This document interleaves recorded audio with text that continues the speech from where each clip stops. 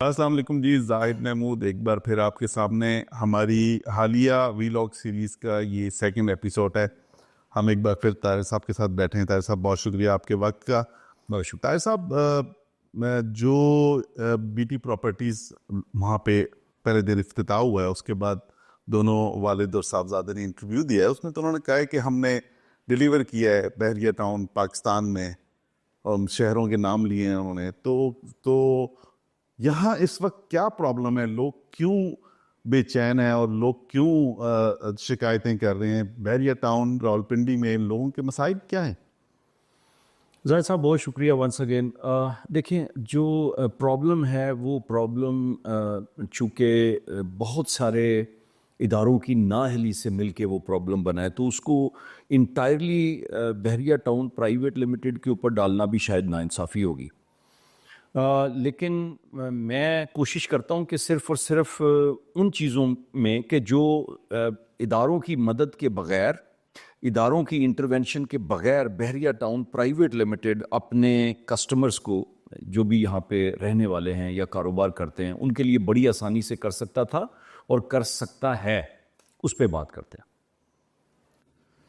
جو یہ کانسیپٹ تھا ایک فینسڈ یا کہہ لیں کہ گیٹڈ کمیونٹی کا، اس میں آپ دیکھیں کہ پیچھے جو سوچ تھی وہ کیا تھی. سوچ یہ تھی کہ پاکستان کے عمومی حالات سیکیورٹی کے حوالے سے اتنے اچھے نہیں تھے، اور لوگ کہیں نہ کہیں ایک، چونکہ جو قانون نافذ کرنے والے ادارے ہیں اسپیشلی پولیس کا، تو ہمارے پاس انفارچونیٹلی کم از کم جب سے ہم نے ہوش سنبھالا ہے یہی دیکھا ہے کہ پولیس کے پاس ہم زیادتی ہمارے ساتھ ہوتی ہے، پولیس کے پاس جاتے ہوئے بھی ہم ہی ڈرتے ہیں.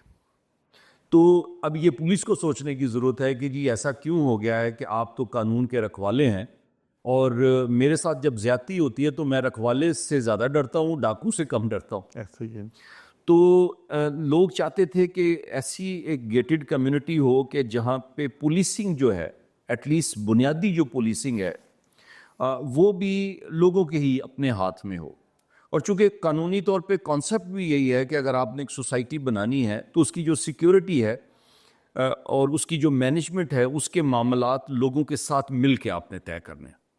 بحریہ کے مسئلے میں یہ ہوا کہ بحریہ بینگ دی پائنیئر کہہ لیں آپ، انہوں نے ایک سوسائٹی بنائی، اس کے اندر ایک بہت اچھی لیول کی ڈیولپمنٹ کی. اس کے لیے مجھے اور آپ کو پیسے جو تھے وہ چارج کیے اور ڈیلیور کر دیا.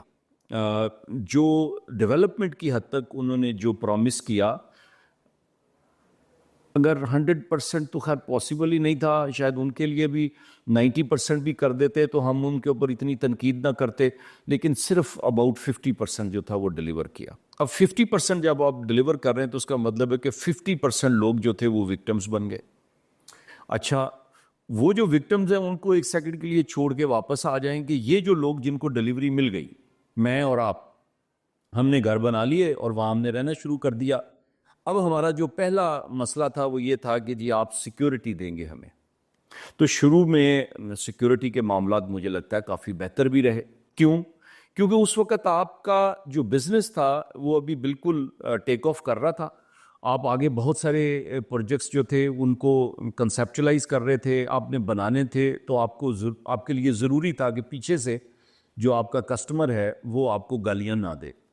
تو ایٹ لیسٹ جن لوگوں کو ڈیلیوری ہو گئی ان کو تو آپ وہ چیزیں پرومس جو ہیں وہ تو ڈیلیور کریں نا.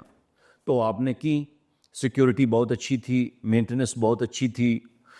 مجھے یاد ہے کہ جب ہمارا بھی گھر بن رہا تھا تو اس وقت خود جو ہے بحریہ کے لوگ آ کے پوچھتے تھے کہ جی اگر پانی چاہیے یا جو بھی فیسلٹی ہم دے سکتے ہیں تو ہمیں بتائیں. اور جو ایک پاکستانیوں کا کہہ لے کہ ایک خواب تھا کہ اس طرح کی سروس کسی سوسائٹی کے اندر ہو، بحریہ نے وہ پرووائڈ کی. لیکن اس کو کنٹینیو کرنا تھا. کیوں؟ کیونکہ اس کو کنٹینیو کرنے کے لیے ہم بحریہ ٹاؤن کو پیسے دے رہے تھے، اور وہ پیسے ہم آج بھی دے رہے ہیں اور ضرورت سے زیادہ دے رہے ہیں. لیکن وہ جو خواب تھا وہ چکنا چور ہونا شروع ہوا، بہت جلدی شروع ہو گیا. میرا خیال ہے کہ اگر آپ 2015 آنورڈز دیکھیں تو معاملات خراب ہونے شروع ہو گئے تھے. اور اب ہم 2025 میں تو پچھلے 10 سال سے, کیونکہ اس سے پہلے جو 2 نمبریاں ہوئیں وہ اتنی ہڈن تھیں یا اتنی وہ لپیٹ کے کی گئیں, انڈر دا رگ تھی کہ وہ کسی کو پتہ بھی نہیں چلا اور نہ احساس ہوا. تو یہ جو سیکیورٹی کی ڈیٹیریشن تھی, اور یہ میں صرف سیکیورٹی اس لیے کہہ رہا ہوں کیونکہ میں فوکس کر رہا ہوں سیکیورٹی کو. جب ایک کمپنی ہے وہ ایک مینیج کر رہی ہے ایک سروس کو, تو جب وہ ڈیٹیریٹ ہوتی ہے تو وہ ڈیفینیٹلی کسی ایک خاص چیز میں آپ ڈیٹیریٹ نہیں کر رہے ہوتے. اگر میں بحیثیت باپ اچھا باپ نہیں ہوں تو ایسا نہیں ہو سکتا کہ میں ایک بچے کے تب بہت اچھا باپ ہوں, باقی 2 بچوں کا میں برا باپ ہوں.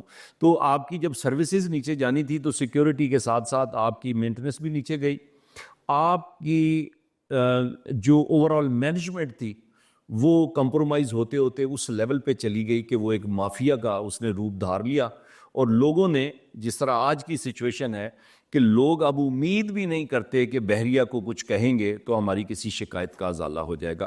تو اب بحریہ کو یہ سوچنا ہے, اور وہ لوگ جو کہ بی ٹی پراپرٹیز کے نام پہ اب وہاں پہ جا کے انویسٹ کرنا چاہتے ہیں, میں یہ کہتا ہوں کہ جی ہو سکتا ہے کہ وہاں لا اس طرح کے ہیں کہ جس میں ملک صاحب یا ان کی جو ٹیم ہے وہ بہت زیادہ لوگوں کے ساتھ 2 نمبری کر ہی نہ سکے. لیکن اس کے باوجود میں آپ لوگوں سے کہتا ہوں کہ ہزاروں لاکھوں لوگ یہاں پہ جو سفر کر رہے ہیں, اگر وہ پھر جاتے ہیں اور ان کو پیسے دیتے ہیں اور ان کو مضبوط کرتے ہیں, تو اس کا مطلب یہ ہے کہ آپ ایک مافیا کو مضبوط کر رہے ہیں تاکہ وہ کسی نہ کسی طرح سے لوگوں کا خون جو کہ پاکستان میں نچوڑ رہے ہیں وہ اس کو جاری رکھیں. طاہر صاحب, جو آپ نے سیکیورٹی کے مسائل پہ بات کی جیسے, اور پھر مینٹیننس کے مسائل پہ بات کی, ایک بجلی کا بھی بہت شور اٹھا ہوا ہے. وہ ایکچولی مسئلہ کیا ہے؟ یا وہ بہت بڑا مسئلہ ہے, اس کو ہم اگلے ایپیسوڈ میں لے کے چلیں. نہیں, اس کو ہم الگ سے ڈسکس ضرور کریں گے, لیکن میں اس پہ روشنی ضرور ڈال دیتا ہوں آج. ضرور. دیکھیں, جو بجلی کا مسئلہ ہے وہ اوور آل پاکستان میں آپ کو پتہ ہے کہ پچھلے 10 15 20 سال میں آپ دیکھیں تو لوڈ شیڈنگ ایک بہت بڑا ایشو تھا. بالکل. اچھا, جو لوگ ایک لائف سٹائل ڈیسٹینیشن سمجھ کے بحریہ میں آ رہے تھے, اس میں ایک اٹریکشن یہ بھی تھی کہ جی یہاں پہ لوڈ شیڈنگ نہیں ہوگی. اور اس وقت اگر بحریہ کی ایڈورٹیزمنٹس ہم نکالیں, جو کہ ہم کوشش کریں گے کہ ہم نکالیں اور چلائیں بھی, تو اس وقت بحریہ کہہ رہا تھا کہ آپ کو ان انٹرپٹڈ پاور سپلائی دے گی بحریہ, یہاں آپ کی بجلی نہیں جائے گی, گیس بھی نہیں جائے گی, گیس بھی آپ کی نہیں, پانی بھی برابر ملے گا, پانی بھی آپ کو برابر ملے گا. اور یہ جو دعویٰ تھا, یہ جو پرومس تھا, اس کے لیے کوئی علیحدہ سے کسی بھی کسٹمر کو نہیں کہا جا رہا تھا کہ آپ کو کوئی چارج کریں گے ہم سیپریٹلی, ادر دین آپ کا جو بھی پلاٹ کی اور ڈیولپمنٹ چارجز کی مد میں جتنے بھی پیسے ہیں جو آپ نے اگری کیے ہیں. لیکن اصل میں ایسا نہیں ہوا. اصل میں یہ ہوا کہ لوگوں کے پیسوں سے یہ جو گریڈ اسٹیشنز تھے وہ بھی بنے, جو بجلی کا نظام تھا وہ بھی بنا. میرا خیال ہے کہ اس حد تک جائز تھا کہ اگر اوریجنل جو ڈیولپمنٹ کے پیسے تھے اس سے آپ بناتے, کیونکہ اس میں وہ انکلوڈڈ تھا. لیکن لوگوں سے 2 دفعہ جو ہے وہ ڈیولپمنٹ کے چارجز لیے گئے. جس طرح فیز 8 ایکسٹینشن کی ہم بات کرتے ہیں, تو آج سے اب میرا خیال 10 12 15 سال پہلے, چونکہ یہ پہلے 2004 میں انہوں نے ایک فیز 9 کے نام سے پروجیکٹ سٹارٹ کیا, بحریہ ٹاؤن فیز 9, اور 2-4 سال ان کو کوئی ڈیلیوری نہ دی. اور پھر کوئی 2010-11 کے اندر جو ہے وہ ان کو کہا کہ جی آپ کو ہم فیز 8 ایکسٹینشن کے اندر بھیج رہے ہیں. اب اس کو بھی 14-15 سال ہو گئے ہیں, ان بیچاروں کا بھی کچھ نہیں بنا. تو آپ جو پرومس کر رہے تھے, اگر وہ آپ کا جو پرومس تھا اور اس کے اگینسٹ جو آپ پیسے مانگ رہے تھے, انہی پیسوں میں آپ ڈیلیور کر دیتے تو ٹھیک تھا. لیکن اب ان لوگوں کو کہا جا رہا ہے کہ جی آپ دوبارہ سے ڈیولپمنٹ چارجز دیں, جبکہ ہم نے آپ کو کوئی چیز آج تک دی بھی نہیں ہے. تو ہمارے ساتھ بھی یہ ہوا کہ یہ جو لوگ رہ رہے ہیں, انہوں نے بجلی کی مد میں 2011-12 کے اندر, میں سال آگے پیچھے کر سکتا ہوں, یا 10 سے 12 کے درمیان میں کسی ٹائم پہ لوگوں سے دوبارہ چارجز لیے گئے کہ جی آپ کی یہ جو بجلی کا انفراسٹرکچر ہے اس کے لیے جو ہے وہ پیسے علیحدہ سے دیں. تو اس کا مطلب یہ ہوا کہ آپ نے ایک ہی ڈیولپمنٹ کے 2 دفعہ پیسے لیے. اچھا, اور ان پیسوں کے علاوہ جو آپ نے جنریٹرز لگائے تھے, جو کہ آج کل بہت عرصے سے نان فنکشنل ہیں, نہیں چلتے, ان کو چلانے کے پیسے بھی الگ سے آپ بل کے اندر دیتے رہے. اگر آپ ہمارے بلز دیکھیں تو اس کے اندر ایک فیول کا سر چارج علیحدہ سے آتا تھا. پھر جو نیپرا ہے اور جو آئی ایس کو ہے, جی میں یہاں پہ کچھ کہنا چاہ رہا تھا کہ بجلی کے اگر کوئی مسائل ہیں سر وہ تو ادارے ہیں نا اس کے لیے، تو بیریا ٹاؤن کا کیا قصور ہے اس کو بجلی کے مسائل میں؟ ہاں سر بات تو واقعی ٹھیک ہے. جو ادارے ہیں وہ پورے کے پورے ذمہ دار ہیں، بلکہ ذمہ دار سے زیادہ میں یہ کہوں گا کہ وہ اکمپلسز ہیں ان کے. یہ کلوژن کے اندر سارا کچھ ہوا ہے. آپ آئیسکو کے کوئی چیف ہیں یا آپ ان کے کوئی عہدیدار ہیں، میں بحریہ ٹاؤن ہوں، میں نے آپ کو کسی نہ کسی طرح سے کمپرومائز کر لیا ہے یا برائب کر دیا ہے یا آپ کو پلاٹس دے دیے ہیں، کیا کیا ہے واللہ عالم. لیکن ہائنڈ سائڈ کے اندر یہی نظر آتا ہے کہ اداروں کے اندر جو آفیشلز تھے ان کو کمپرومائز کیا گیا. نیپرا کو اس حد تک کمپرومائز کیا گیا کہ آج 23 سال ہو گئے ہیں اس سارے مسئلے کو کورٹس کے اندر چلتا رہا ہے. نیپرا آج کے دن تک اس کے اوپر سیدھی بات کرنے کے لیے تیار نہیں ہے. ہمارے اپنے کیس میں آپ دیکھیں کہ نیپرا نے کوشش کی کہ کسی طرح سے لوگوں سے جان بھی چھڑا لی جائے، یہ پٹیشن جو تھی وہ بھی غیر مؤثر ہو جائے، اور جو کام بحریہ کرتا رہا ہے اور نیپرا اس کو ایک طرح سے شیلٹر دیتا رہا ہے وہ بھی اسی طرح سے چلتا رہے. ایک سائڈ پہ آپ کہتے ہیں کہ جی یہ ڈیفالٹرز ہیں، اور دوسری سائڈ پہ آپ کہتے ہیں نہیں یہ بہت اچھے لوگ ہیں. اچھا یہ اگر ڈیفالٹرز ہیں تو یہ اچھے کیسے ہیں؟ اور اگر یہ اچھے ہیں تو یہ ڈیفالٹرز کیسے ہو گئے؟ ایک ہی جگہ پہ ایک ہی فیصلے کے اندر 2 پیراگراف چھوڑ کے آپ کہتے ہیں کہ جی یہ بڑے اچھے لوگ ہیں اور ان کی لائسنس کی اپلیکیشن بھی آئی ہوئی ہے، ان کو لائسنس بھی دینا چاہتے ہیں، اور 2 پیراگراف اوپر یا نیچے جو ہیں آپ کہہ رہے ہیں کہ جی یہ لوگوں کے ساتھ زیادتی تو بالکل کرتے ہیں اور مسلسل کرتے. تو اس سے اندازہ ہو جاتا ہے کہ یہ جو ادارے تھے آئیسکو اور نیپرا یہ دونوں کمپرومائز تھے اور ان کو کمپرومائز کیا گیا. اس کے اوپر ہم لوگ کام کر رہے ہیں، اور میں ان آفیشل سے کہتا ہوں کہ جو رشوت کھائی جنہوں نے یا جو کمپرومائز ہوئے یا جنہوں نے پلاٹس لیے، کہ ہم جی آپ کے پیچھے آ رہے ہیں اور ہم آپ کو پکڑیں گے. یہ انشاءاللہ تعالیٰ پاکستان کے اندر یہ جو حرام کھانے والی قوم ہے ان کا بندوبست جو ہے ہم نے ہر صورت میں کرنا ہے.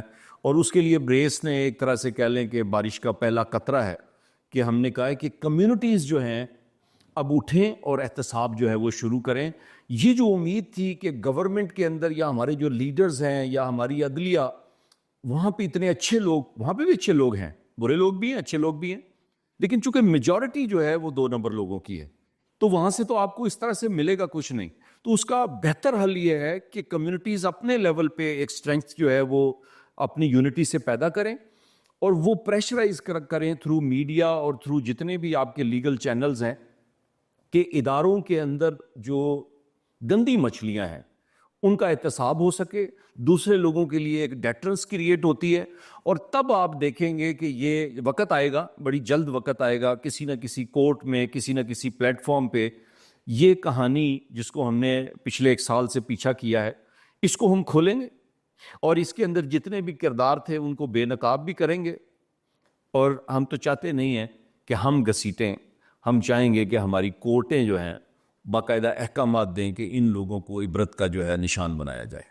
ٹھیک ہو گیا طاہر صاحب، آپ کی کوششیں، آپ کے ساتھیوں کی کوششیں اس سلسلے میں دیکھی جا رہی ہیں، نہ صرف سوشل میڈیا پہ بلکہ ادارے بھی ان کو محسوس کر رہے ہیں انشاءاللہ. لیکن کیا کیا جائے؟ دیکھیں نا، ملک صاحب خود بہت ہی، میں نے کہا نا کہ وہ ریلیشن شپ رکھنے والے آدمی ہیں. وہ کسی گورنمنٹ کو آشیانہ ہاؤسنگ اسکیم میں سیٹ کر لیتے ہیں، خوش کر لیتے ہیں، کسی گورنمنٹ کو القادر ٹرسٹ میں خوش کر لیتے ہیں، اور اس گورنمنٹ کے ساتھ بھی شاید ان کو کچھ نہ کچھ ہوگا. دبئی میں بھی ان کو کہیں نہ کہیں یہاں کے جو لوگ ہیں ان کو کر لیتے ہیں. تو میرا خیال سے سٹرگل آپ کی اور آپ کے ساتھیوں کی تو بہت زیادہ ہے، اور اسی کو ہم اگلے ایپیسوڈ میں بھی کور کریں گے. اسپیشلی اگلے ایپیسوڈ میں ہم ڈیٹیل سے کوشش کریں گے کہ ہم اگلے ایپیسوڈ میں بجلی کے مسئلے پہ ڈیٹیل سے بات کریں، اور اس میں جو وکٹمز ہیں یہاں کے، جن کے گھروں کے، جن کی دکانوں کے جن میٹر اکھاڑے گئے ہیں اور وہ لوگ اب بھی جو ہے نا وہ ریزسٹ کر رہے ہیں اور فائٹ کر رہے ہیں کیونکہ وہ پیٹیشنرز ہیں کورٹ میں، ان کو بھی لے کر آئیں گے اور پھر اس سلسلے کو آگے بڑھائیں گے. ایک بار بہت بہت شکریہ آپ نے، تھینک یو ویری مچ. اللہ حافظ.